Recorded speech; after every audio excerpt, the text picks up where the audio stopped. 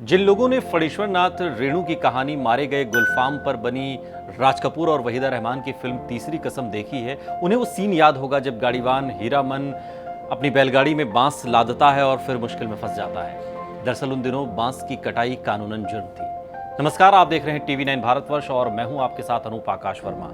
अब बांस की कटाई कानूनन जुर्म नहीं है, इसलिए बांस की खेती लाखों कमाने का मौका दे रही है।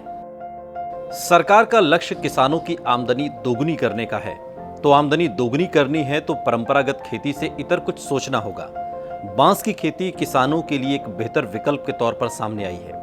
आजकल किसान नए तरीके की खेती और खेती करने के भी नए तरीके अपना रहे हैं। ऐसे में आपके लिए बांस की खेती करना एक अच्छा आइडिया हो सकता है। इस खेती में आपको थोड़ा समय तो देना होगा, लेकिन इसके बाद इससे अच्छे पैसे आप कमा सकते हैं। और इसकी खास बात यह है कि अब बांस की खेती करने के नियम भी पहले से काफी आसान हो गए हैं, तो ऐसे में आप इसका फायदा उठा सकते हैं। नियम चूंकि सरल हो गए हैं और ऐसे में अब बांस की खेती करोड़ों कमाने का मौका दे रही है। सरकार ने राष्ट्रीय बैम्बू मिशन बनाया और इसके तहत बांस की खेती करने वाले किसानों को प्रोत्साहित करने के लिए प्रति पौधा 120 रुपए की सहायता राशि सरकार देती है। बांस की मांग हमेशा ही रही है और ऐसे में आपको इसका अच्छा पैसा भी मिलेगा। जनवरी 2018 में केंद्र सरकार ने बांस को पेड़ की कैटेगरी से हटा दिया। हालांकि ऐसा सिर्फ निजी जमीन के लिए किया गया है। जो फॉरेस्ट की जमीन पर बांस हैं, उन पर यह छूट नहीं है, वहां पर वन कानून लागू होगा। बांस की खेती कोई सीजनल खेती नहीं होती, एक सीजन की खेती नहीं है। इसके लिए आपको समय देना होता है और तकरीबन 4 वर्ष इसमें लगते हैं और 4 साल के बाद आप बांस की कटाई कर सकते हैं। बांस के पौधे कुछ मीटर पर लगते हैं।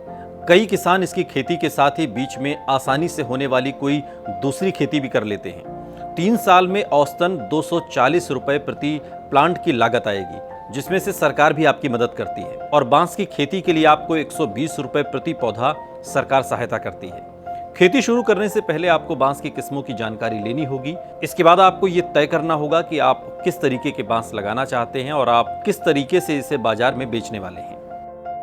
दरअसल बांस की 136 प्रजातियां होती हैं और ऐसे में मुश्किल सामने किसानों की यह आती है कि आखिर बाजार की मांग के हिसाब से कौन सा बांस उगाया जाए।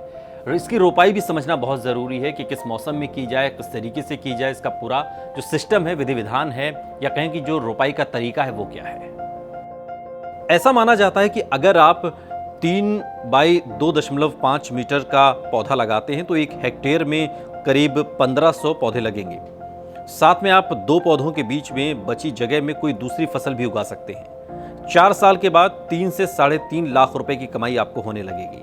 और हर साल रीप्लांटेशन करने की इसमें जरूरत नहीं, क्योंकि बांस की पौध करीब 40 साल तक चलती है।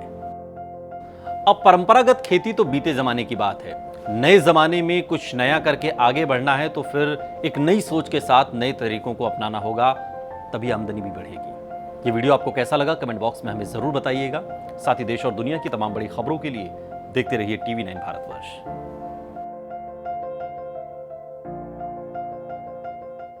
परवाह देश की, सोमवार से शुक्रवार रात 10 बजे टीवी9 भारतवर्ष पर।